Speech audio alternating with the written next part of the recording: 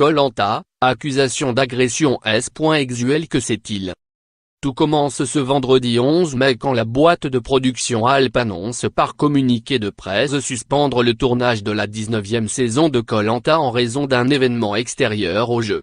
Très rapidement, la rumeur d'une agression sexuelle se répand comme une traînée de poudre. Une hypothèse avancée, notamment, par Thierry Moreau sur le plateau de CNeT.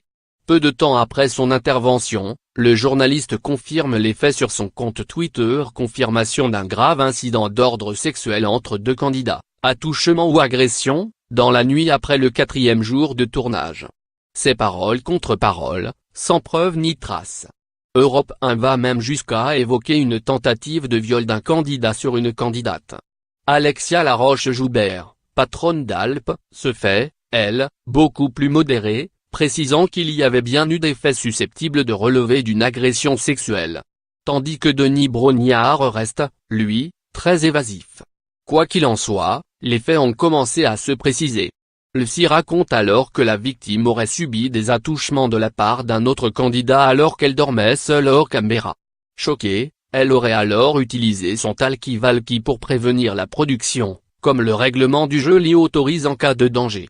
Toujours selon nos informations, aucun témoin n'aurait été présent au moment des faits présumés. Impossible, à l'heure actuelle, de les confirmer ou de les infirmer. Très rapidement, deux noms font surface, celui de Candide Renard, fille de l'entraîneur de football Hervé Renard et victime présumée d'une part. Et de l'autre, Eddy Guillotte, agresseur présumé, qui n'aurait de cesse de clamer son innocence.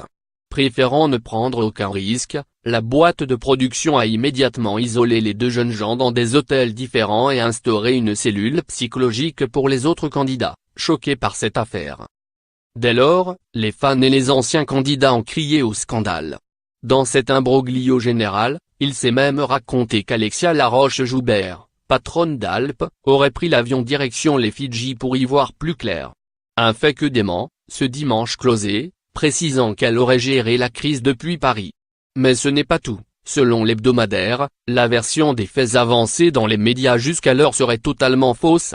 Et pour cause, d'après le magazine, Candide n'était pas seul ce soir-là, mais bien avec 3 autres candidats dans une hutte. D'ailleurs, l'un d'eux démentirait formellement toute tentative d'agression. Crédit photo, TF1.